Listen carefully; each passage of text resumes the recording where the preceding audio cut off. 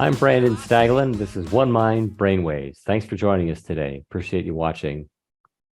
What happens when you apply principles of engineering to the study and treatment of brain health conditions?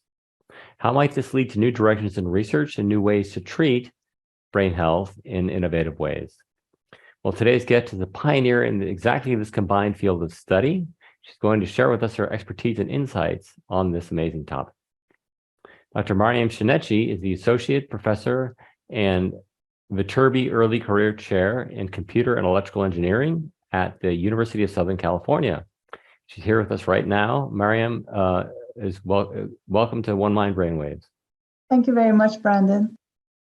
I also want to note that she is a 2022 One Mind Compass Pathways Rising Star Awardee for her work in developing new ways to understand the brain, especially around brain network biomarkers, which can be used to develop such amazing treatments as a brain pacemaker in the future. Well, more on that to come. Maryam, thanks for being here. I also want to thank Compass Pathways for their sponsorship of Maryam's award, as well as that of the other Rising Star Awards this year. Viewers, don't forget, we want to hear from you. If you have any questions or comments you'd like to share in the chat, please do. And if you would like to share this webcast with anyone you know who might benefit from it, please share it with them. Thanks so much. So Maryam, thanks for joining us. Love to hear more about your work and how you came to it. Let's jump right in, okay? Thank you for having me. Absolutely, you are very welcome. Thanks for being here. So you first became interested in neuroscience while you were an engineering student at MIT. How did you first become interested in the study of the brain as part of engineering and brain health conditions, and how did you get down this what might be considered an atypical career path for an engineer? Yeah, that's a great question. So as you know, as engineers, we're used to working with systems that we engineer and we design. We develop controllers for them. We analyze signals that we measure from them. But the brain is very different. It's this very complex system, arguably one of the most complex systems in the world, which we do not design, consisting of over 80 billion neurons. So that really fascinated me, the new challenges that brings about for engineers to now analyze and develop technology for a system that we happen to not have designed. So I got really interested in that from a curiosity perspective and scientific perspective, but also I was very motivated by the impact that I could make if I could now decode the brain and help understand it in terms of treating various neurological and neuropsychiatric disorders. So that's why I got really interested in this direction. Well, that's wonderful. So it's a dual purpose for you. It's not only a personal interest for your own curiosity, but it's also to help others. That's wonderful that you have that altruistic, bent to your career as well. Thanks for helping others.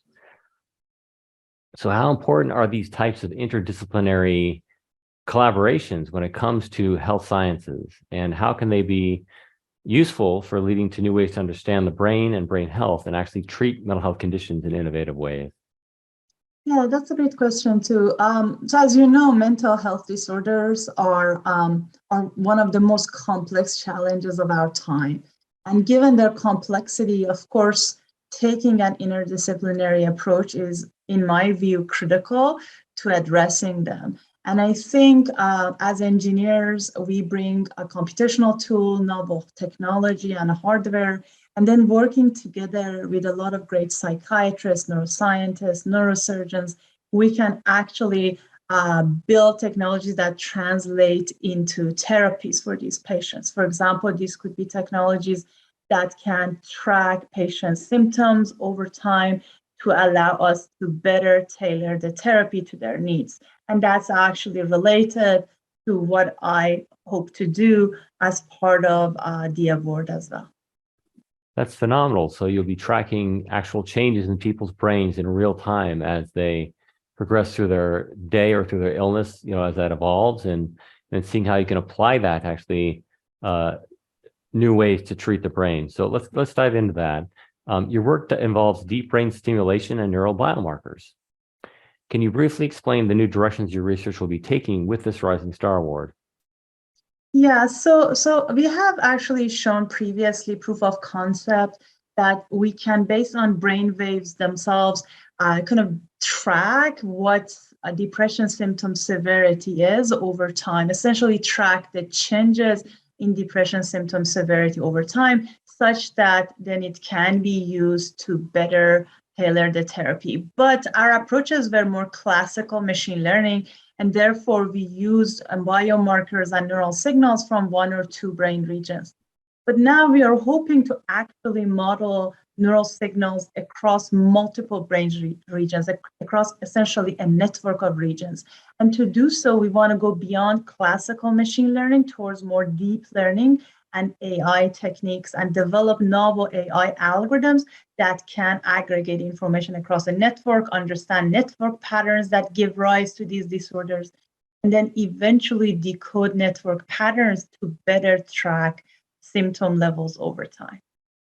That's tremendous. So you're not only looking at individual brain regions, but entire networks throughout the brain, which takes it to a new level of complexity. Exactly. So no wonder you need to go to like higher power ways of analyzing through the AI and the machine learning. Yeah, exactly. Yeah, well, that's absolutely right. Yeah, I'm excited we can support you in this work. It's very, very cutting edge. And in fact, it is. It's a new way of developing precision or personalized psychiatry. Just how might your finding take us one step closer to developing this kind of individualized treatment for mental health conditions?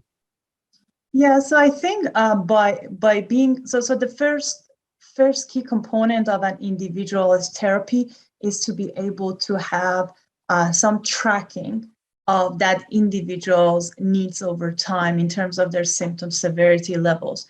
So I think by having better biomarkers that can allow us in an objective manner to track symptom states, we can actually better personalize our therapy to a given individual's needs. For example, if we can decode that somebody's symptom levels are really abnormal at a given time, then we can give them more therapy or adjustive therapy accordingly. So I think that could help in moving us closer to personalized and precision psychiatry by giving us better objective means of tracking symptoms. That's incredible. So you wouldn't just be relying on people's reports of their symptoms. You could actually see how their brains are acting and changing over time and base the treatment on that. Wow. That's so cutting edge. Thank you. Yeah. And given that this is so cutting edge, who might ultimately benefit from this research and development of new treatments? So I think this has two dimensions to it. In a general sense, a lot of patients, so we know in neuropsychiatric disorder, there's a lot of heterogeneity, both within and across individuals. So by having these objective markers and being able to track symptoms over time, we can adjust a lot of our therapies to patients' needs, especially if we can extend these approaches to non-invasive measures of symptom levels. So at a very broad level, this can impact potentially to allow us to personalize a lot of therapies. But more specifically, for deep brain stimulation, which is one area that I look at, and we will look at intracranial activity, brain activity, as our objective measure, then this would be really tailored towards patients who are not responding to traditional therapies such as medication or psychotherapy. So that could really help these patients by making deep brain stimulation therapies more effective and personalized. Yeah, that'd be such an advance over even what's available today in deep brain stimulation. As the work of Helen Mayberg has shown, I mean, even that is pretty phenomenal for some people. Like one patient reported in one of her early studies that it was like right away when it was turned on, like a flower opening up into the spring for the very first time in her mind, and you know, just totally changing her mood for the quantum leap for the better. And imagine if you could do that for like on a continuous way for people with your closed loop, you know, stimulation. And do it more effective for more patients. So those are remarkable results, of course, and the pioneering work done by Helen Mayberg and others. And what we're trying to do is to, by personalizing these treatments, make them more effective for more and more individuals. Absolutely, absolutely. Everyone deserves access to such cutting edge care. Yeah, absolutely. And then speaking of that, finally, looking ahead to where your research is going, what gives you hope? Yeah, what gives me hope is that a lot of great people are working on these problems. I'm an engineer by training, and I work in my own research with psychiatrists, neurosurgeons, neurologists, neurophysiologists. So the fact that so many great people with diverse expertise are collaborating to address these complex challenges is what gives me hope, because I think at the end of the day, we need an interdisciplinary approach to address these huge mental health challenges. For sure, for sure. It's like bringing all the tools to bear at one time that we could possibly can to attack this problem. And I think that's exactly what Yeah, it's going to take. yeah, absolutely. Yeah, thank you. Oh, thank you, Maryam, for joining us on Brainwaves today. And Well, thanks for thank your you very amazing much. work. Thanks for having me. You're so welcome. Viewers, thank you too for watching. And if you'd like to follow up and check out our page on Brainwaves on our website, it's onemind.org/brainwaves. There you can see all of our past Brainwaves episodes and even sign up for our newsletter so you can be apprised of new Brainwaves episodes coming out. And please have a wonderful afternoon. Remember, what is your brain good for? Making waves, of course. See you next time on Brainwaves. Thanks so much. Thank Bye-bye. you. My mother has had depression most of her life. My uncle committed suicide when he was in his 30s. I live with bipolar. Now, more than ever, it's the world's leading cause of disability. Yet research to improve mental health lacks the attention physical health research receives. Visit onemind.org. From the lab to the front lines, accelerating brain health for all. Help us fund new treatments at onemind.org. I'm living my best